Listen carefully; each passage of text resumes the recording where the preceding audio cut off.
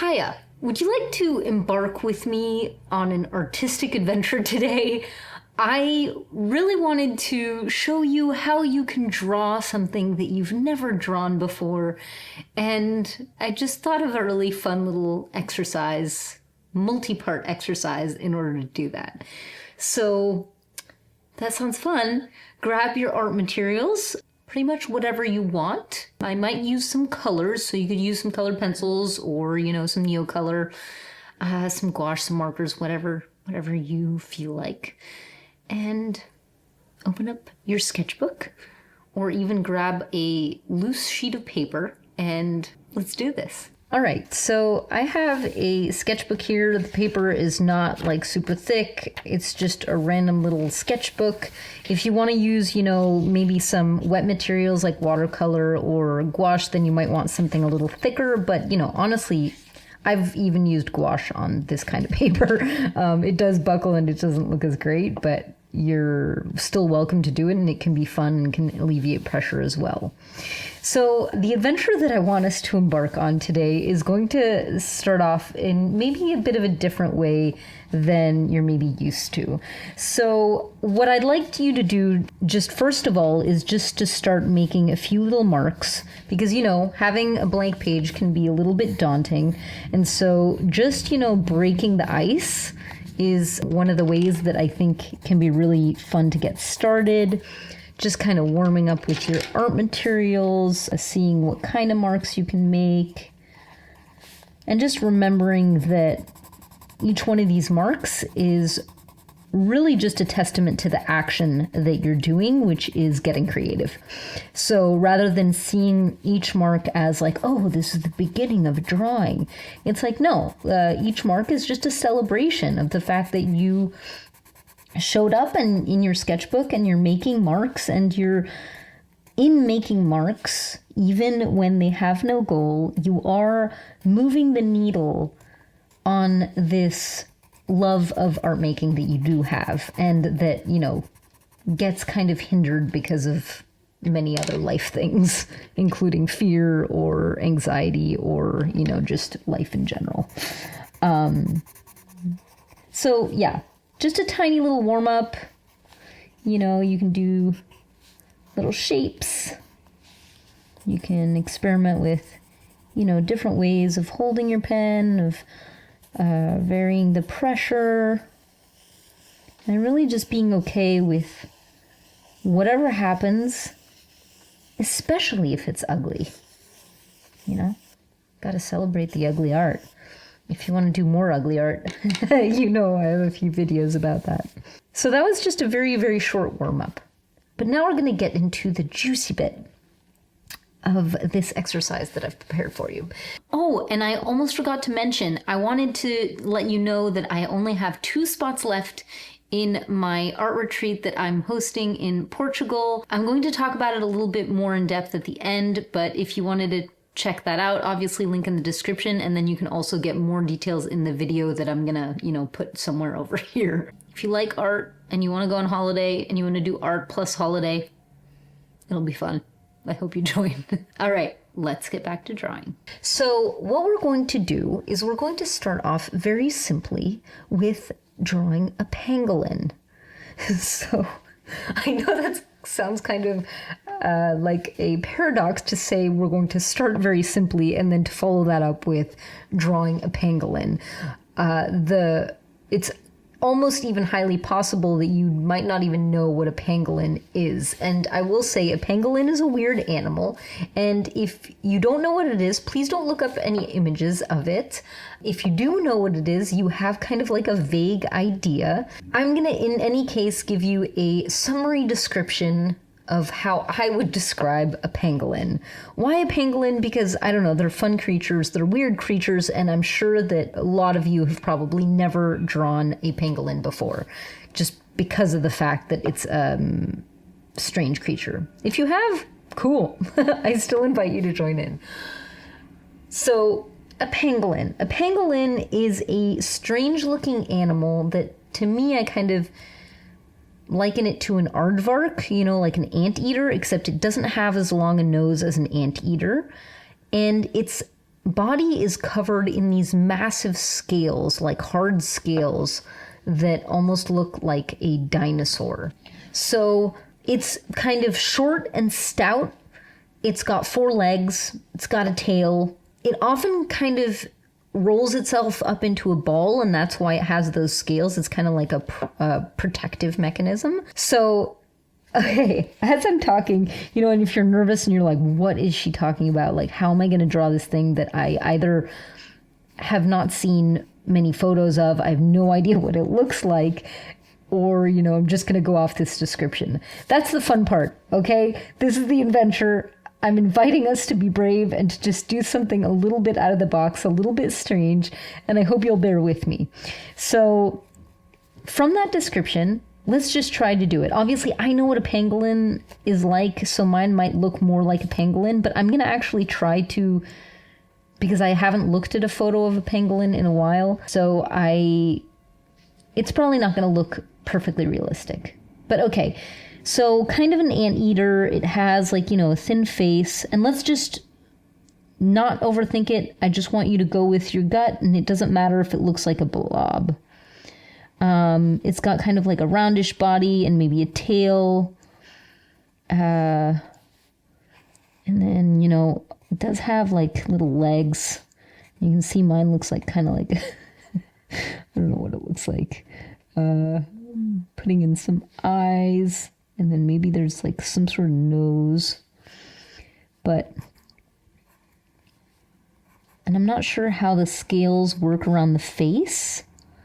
But they're like these triangular scales, okay? So we're just gonna play around with creating one of these pangolins without knowing what a pangolin looks like, really. Maybe I can even, just add some triangular scales up here, which makes it look even more like a little bit kind of like a dinosaur. It's a very strange animal, but it's definitely one of my favorites, I'd say.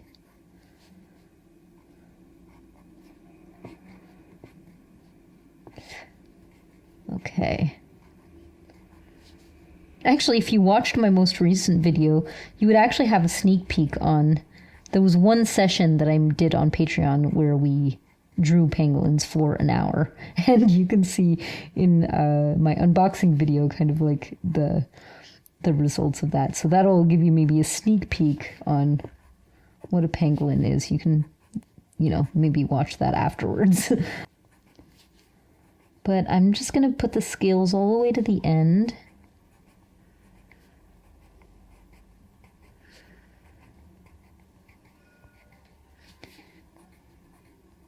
Okay. And maybe I feel like there could be little scales on the legs. I'm not sure. But I feel like, and then maybe even on the face, but I'll make them smaller.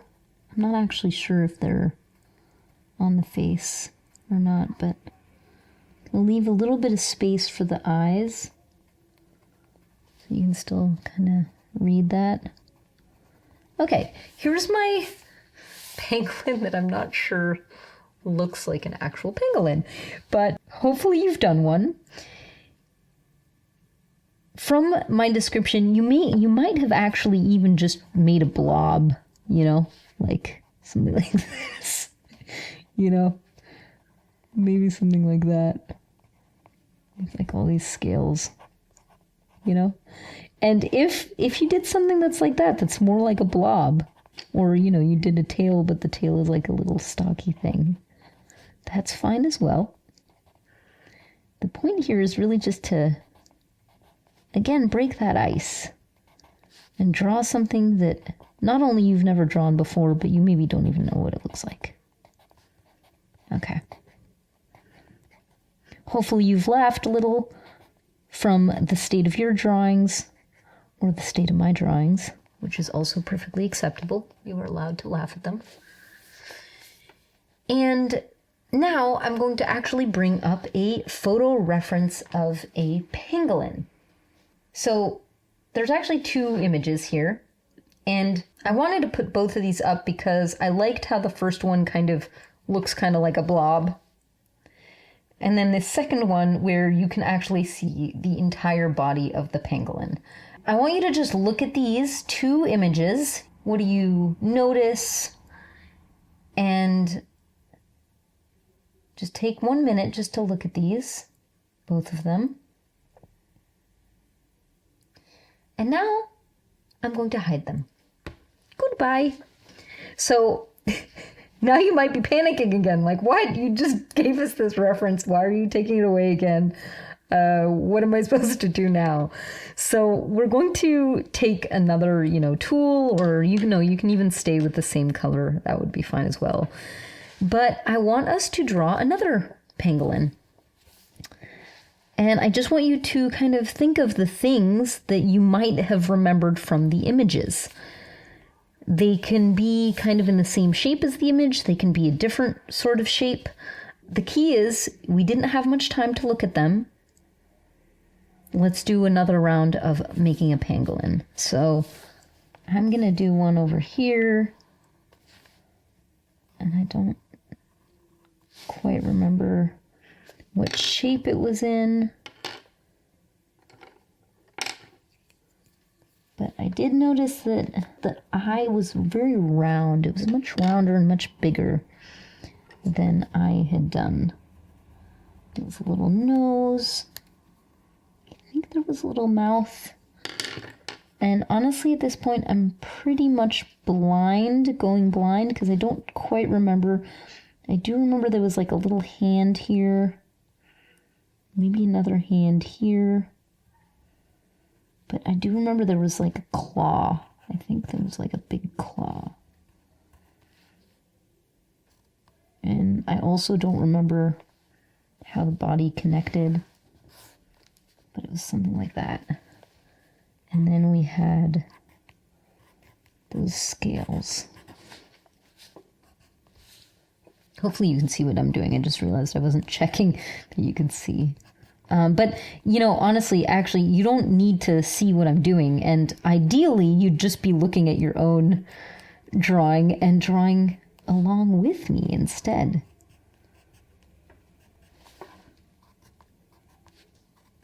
So these ones, I'm going to make my scales a little bit more pointy. I don't know, just to change things up. I don't actually remember what they look like in the photo.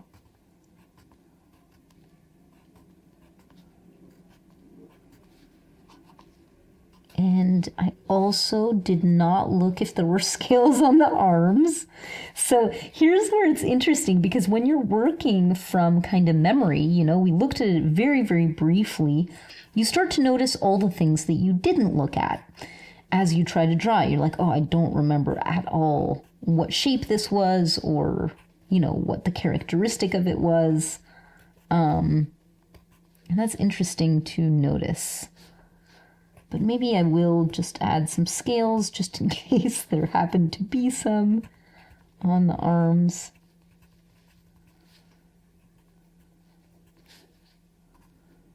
And I don't know if there was on the stomach, but I'm going to guess maybe not, because since it kind of rolls up in a ball, my guess is that there might not be scales on the stomach. So I could just go in and with my second color and make my tummy the same color as the eyeballs, and then nose and mouth. I guess if there was a big claw here, then you would kind of maybe see a claw over here, so I'm going to add that in again.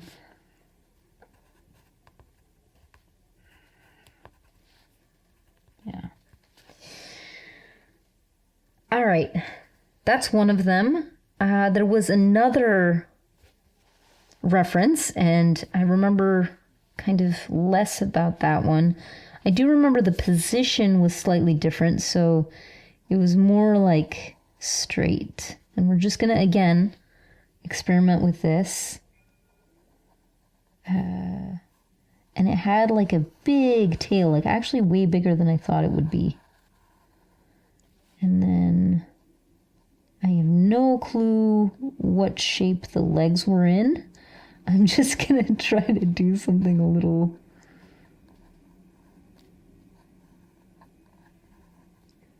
naive, you can see that, you know, these legs kind of look like not amazing. And oh, wrong direction. And then I'm gonna again bring in those scales. And maybe I'll make these scales a little bit more messy, because why not, right? Because the point here is just to experiment and to draw something that we've never drawn before. The face of this one looks almost like a rat or a weasel. So if you wanted to experiment with ugly art, here we are, right? I mean, at least I am. Maybe you are too. If you are, congrats. You're doing it. And I don't know, I'm just gonna put those legs just in one color. Even though it's probably not the way they were in the image.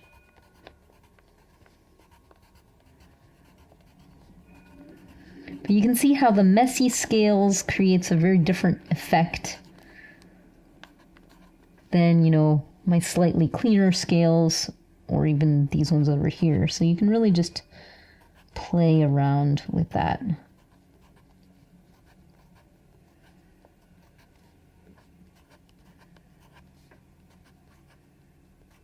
All right.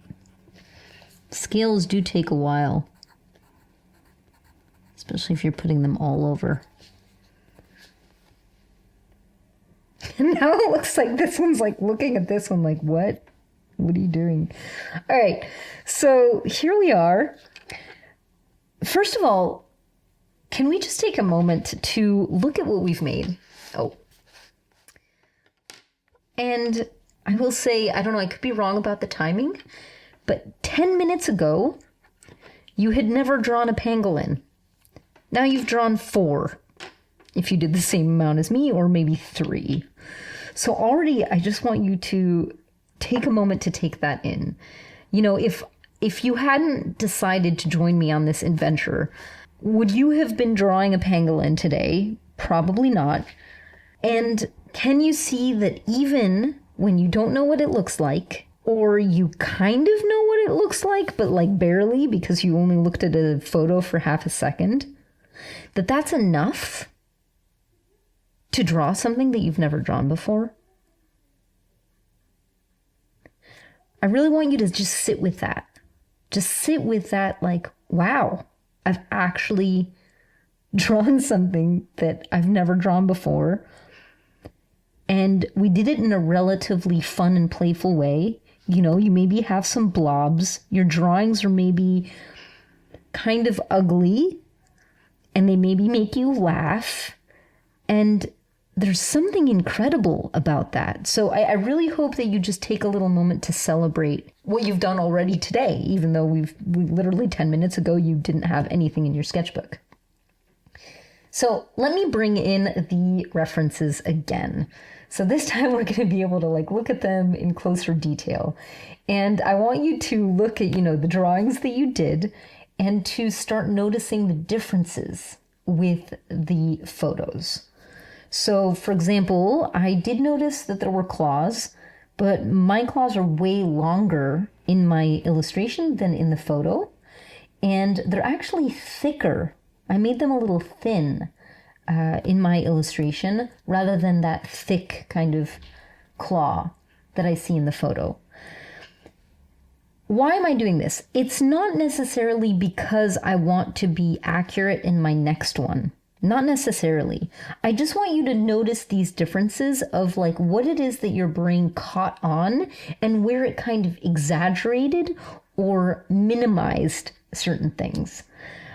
So for example, in this one, I also didn't really notice that the scales, they're not actually perfectly triangular. They have some sort of weird shape that is kind of like that, I'd say, with like kind of a an interesting spine in the middle. Some of them are a little bit more triangular. They almost look like seeds to some extent. I don't know, for some reason that's what makes me think of. But I just want you to start gathering these little pieces of information, not as a way to berate your drawings or notice what you didn't put in, but rather as a way to kind of expand your options. So let's say if I did this one again, and this time we're gonna do that again. We're just going to, do another drawing. This time I'm gonna use, why not, some Neocolor just to change it up. And why don't I use a pink color? Pink could be fun. Something more chunky. Actually, no, I really want to use this one, this sepia. So maybe now I'm going to try to look a little bit closer at my reference. So I'm looking at the overall shape of it. And I'm noticing, okay, so the way that the arms connect is very different from how I did it here. I just did kind of a shortcut on this one. I'm going to just kind of try to adjust it to what it looks like in the photo a bit more.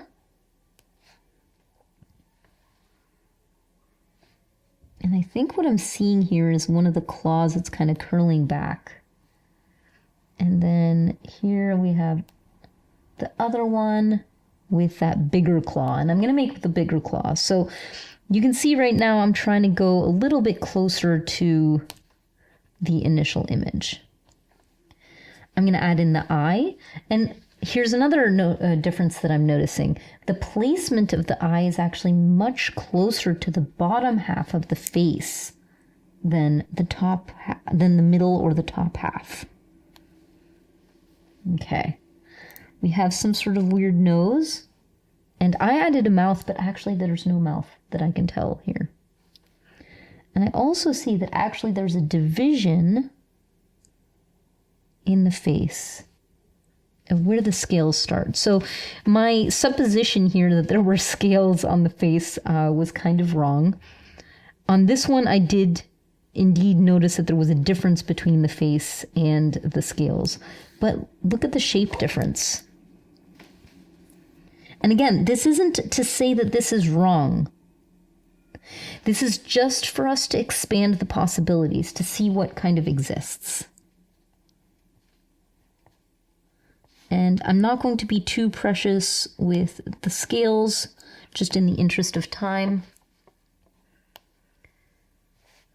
But I do, and I'm actually not even going to do this type of scale, though that could be something really fun to explore. And if you feel like doing them slightly more realistically, that could be fun. On the back side here, I am noticing that the scales do kind of go up the way that I did them here. So that's an interesting observation. And then they kind of flatten down as they curve down. But they're not actually curving as much. If I'm looking at this image, I can even see that those scales are actually just going kind of straight back. And it's really only right at the edge that they start kind of showing that curvature that goes down.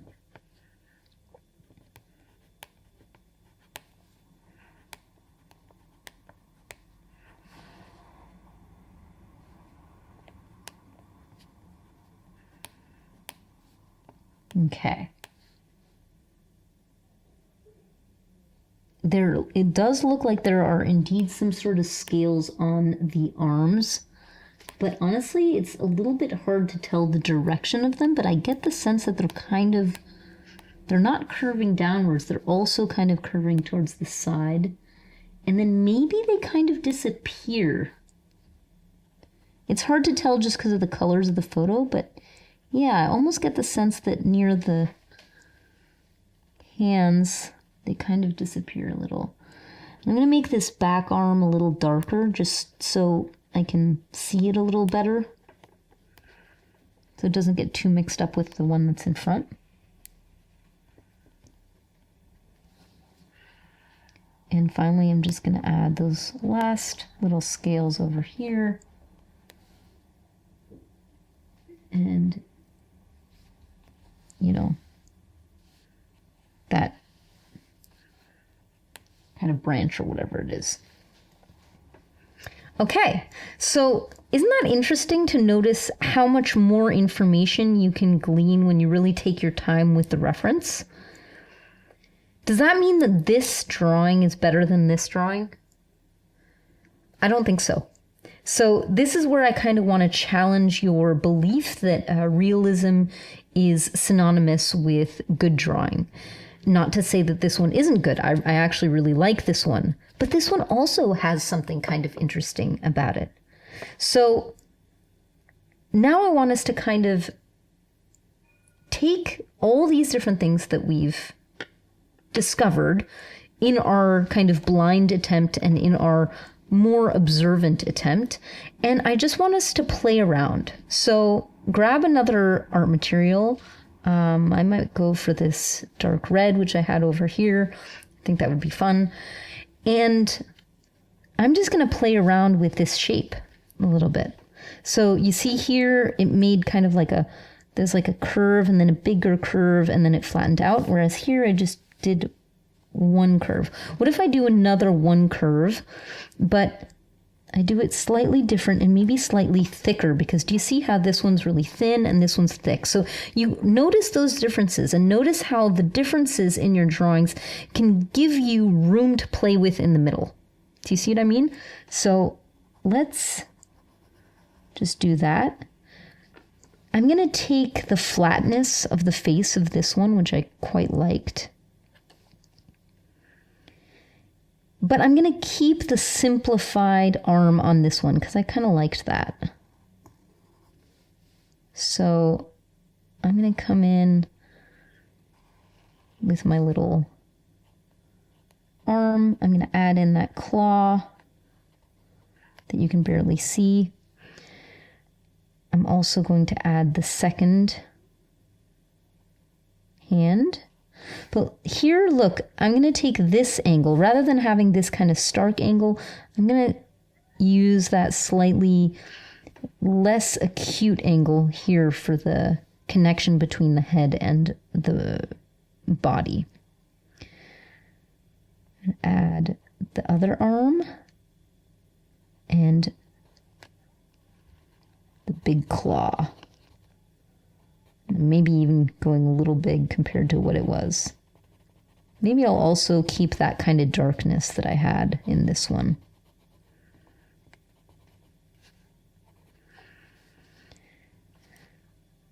The face, I didn't keep it as complex as this one, but I kind of used the shape overall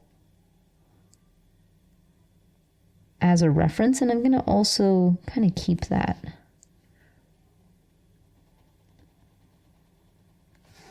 Put that eyeball in the lower half. So do you see how I simplified this shape a little? How this one is a little bit more complex. It has like a little wave in the middle. And then this one I decided not to. But again, maybe for you, one of the things that you were interested in your observational one was this wave. And so in this third playful one, you decided to keep the wave. So each one of our drawings is just going to have a different kind of take on it. And then I'm going to add my scales.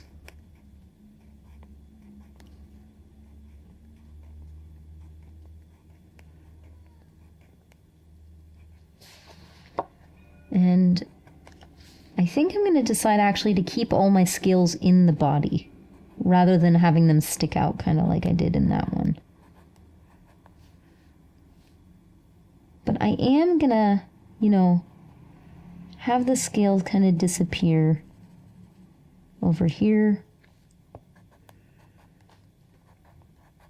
And maybe I'll also keep the angles that I'm seeing in the closer observed one.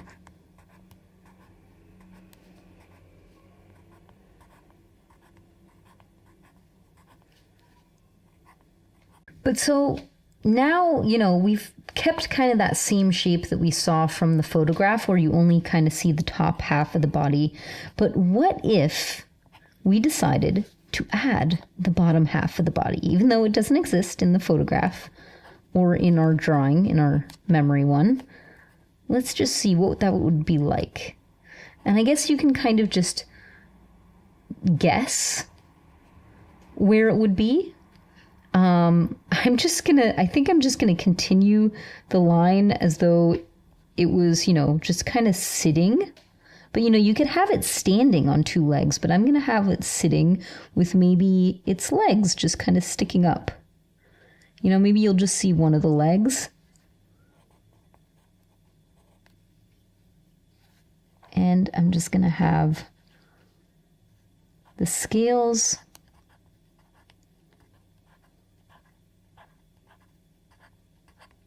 kind of show that. And maybe another way that I can make clear that it's a leg is I'll do that same separation that I had in the feet, in the hands, sorry. I'll also do it over here. Who knows if that's realistic, but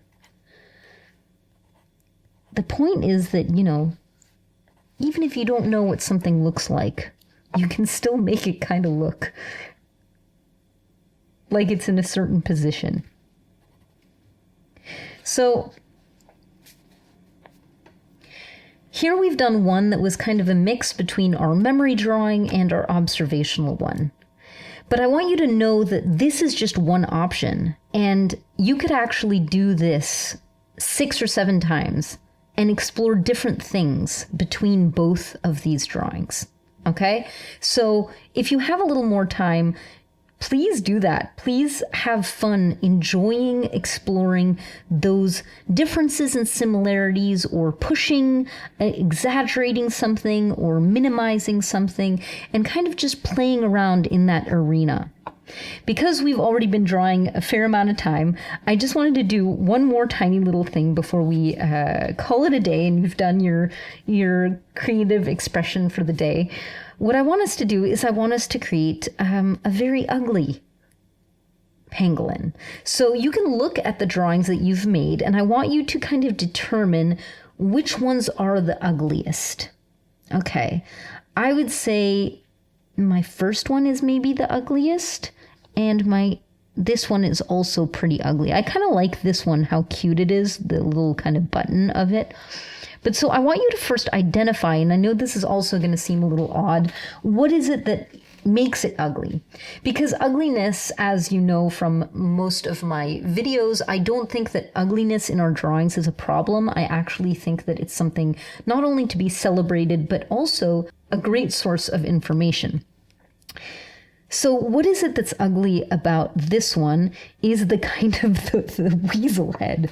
So I really don't love the weasel head. And then also the legs, like these sort of blocky legs, are kind of nicer even than these ones where there's like something sticking out. So I'm just going to try to take different elements, but I also, you know, the scales on the face just make it look a little ugly. So let's just try to bring all that together and make something even uglier. So I'm going to keep the weasel face. I'm going to maybe extend it and exaggerate it even more. I'm going to have like that nose kind of sticking down. And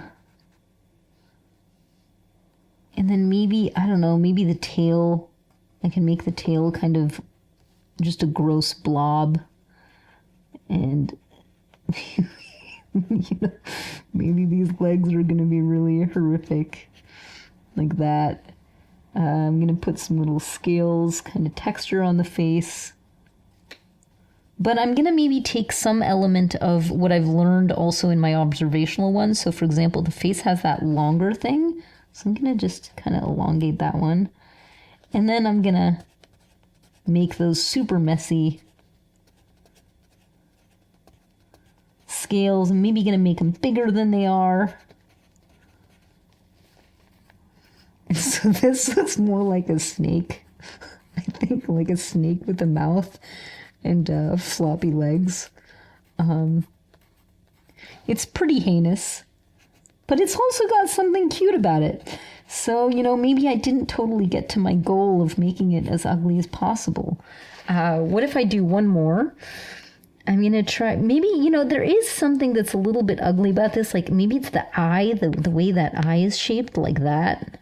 There's something a little bit, I don't know, looks a little dumb or something. I mean, I really don't know. It might not even look like a pangolin. See, like at this point, it looks more like a tadpole than anything else. But maybe those scales are how I make it turn into that pangolin again.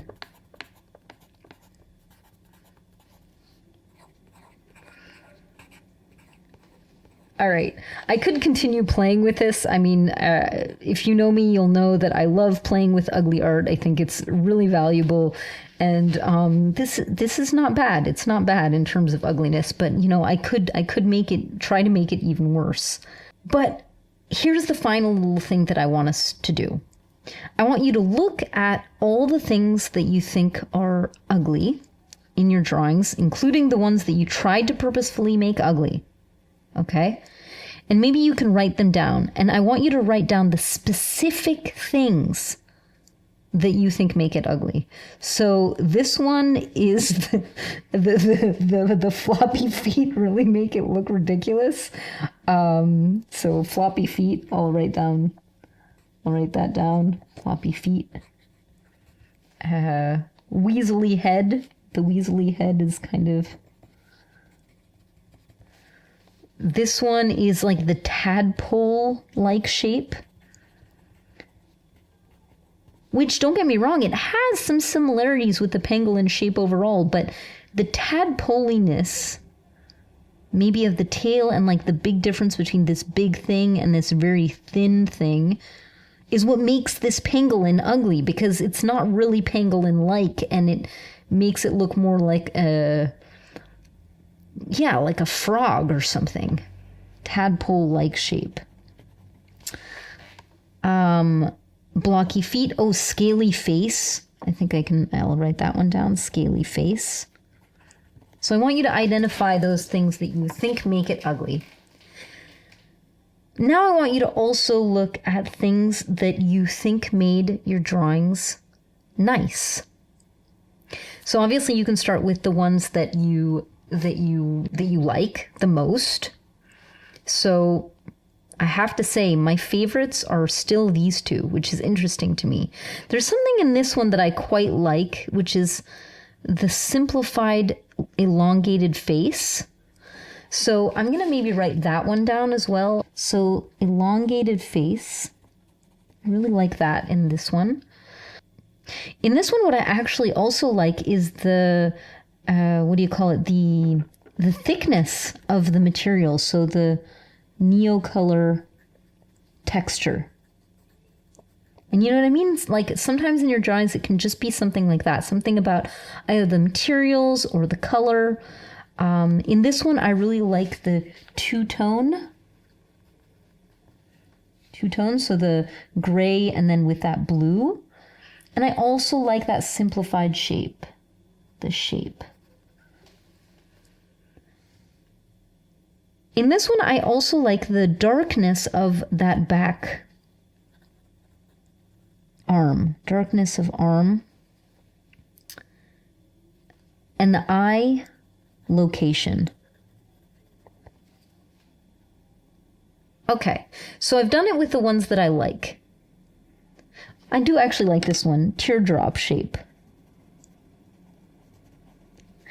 But let's also look at the ones that we don't like.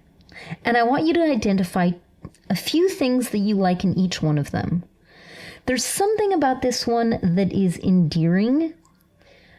And I'm going to try to, even if I have like a feeling or a mood about one of my drawings, I have to try to identify what visual marks it is that helps contribute to that. Because that'll help you really understand how, marks and moods connect. So there's something endearing about it. And I think one of the reasons is the smile. Even though it didn't exist in the original, image.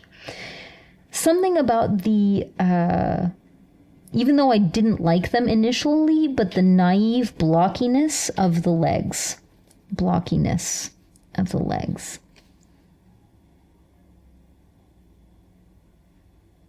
And to be fair, I actually do kind of like that shape. I would maybe just, if I did it again, I would maybe just explore that shape a little bit different. So, what if I exaggerated one of the sides and then made the other one really small, for example? Or the opposite, I made that really big and flattened the bottom part, and then the tail actually curls all the way, up to there. So, you know what I mean? It's like, even if there's something that you only half like, you can write that down. This one, what are the things I like? I like the big eye. And I have to say, even though I put down here the ugly thing of the weaselly face, even though I find it ugly, it's something I actually like. And how do I know that I like it? Because it makes me laugh. Because I'm laughing about it. Like the weaselly face, it's just, I don't know. And then these legs also, same thing. So the floppy legs, I'm going to add those in. They're not as floppy as these ones, but what do I like about my most ugly ones? This one's hilarious. I think I like the tiny feet. The tiny feet. I also like the shape, even though I also put it as the thing that makes it ugly. So isn't that interesting that you can have things that you think characterize it as ugly, but that you actually like? And so here we get to this interesting interface where ugly does not necessarily mean that it shouldn't be there. Ugliness is just information, and there are different characters of ugliness.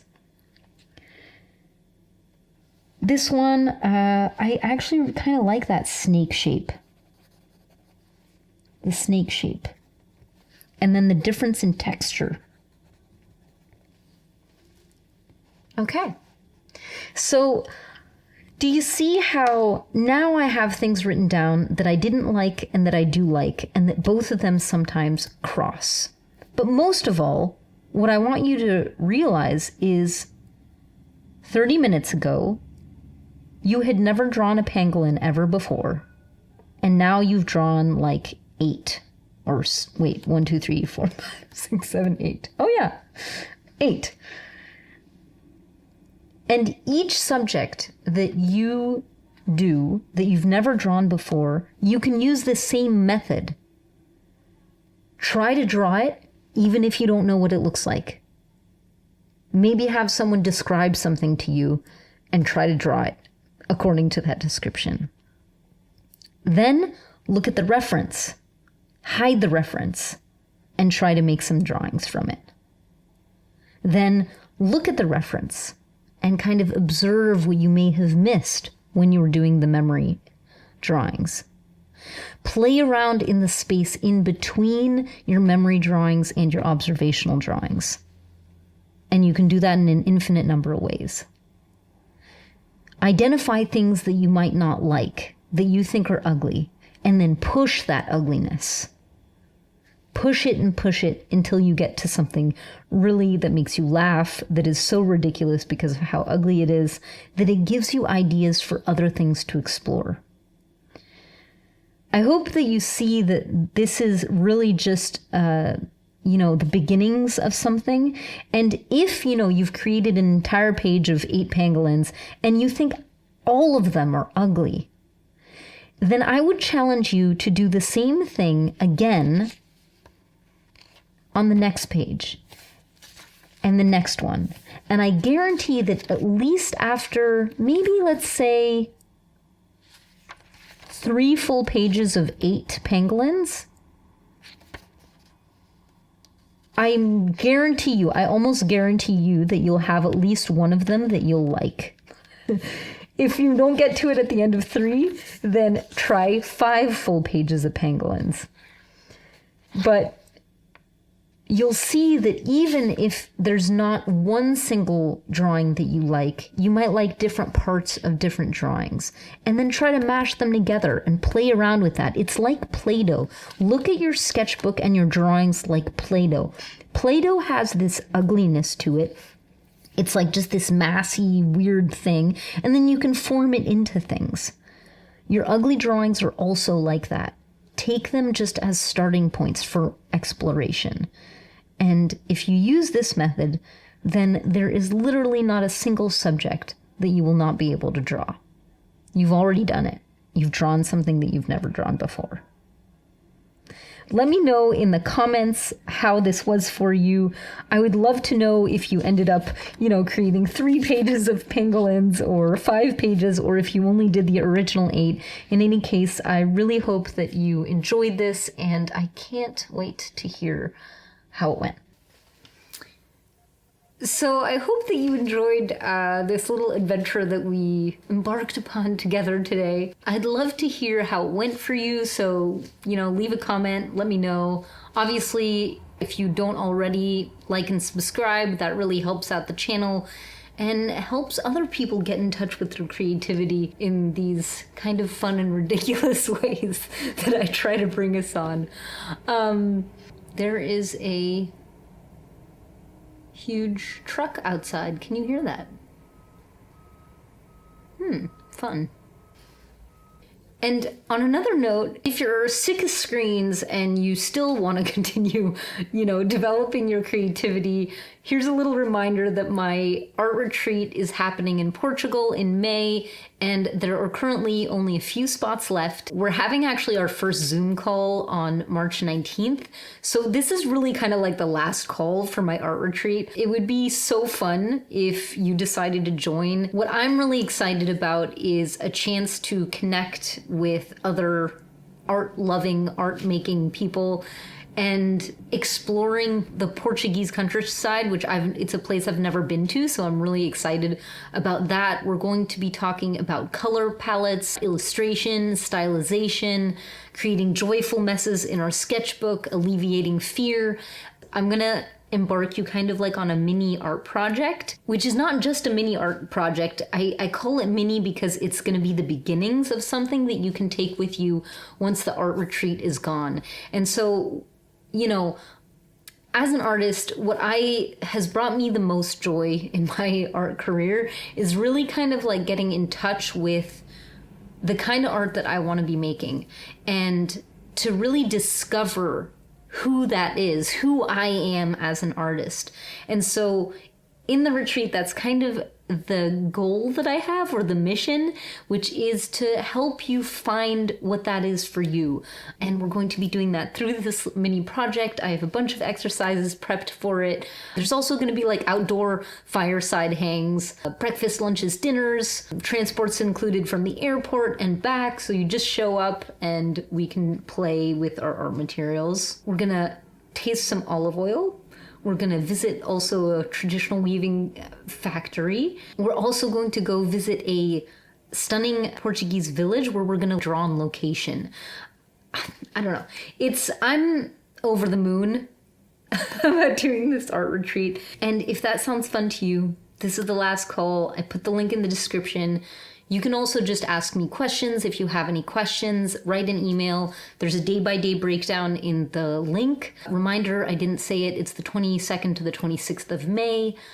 Yeah, I think that's pretty much it. But I do hope to see you on the call in just a couple weeks and in Portugal in a few months.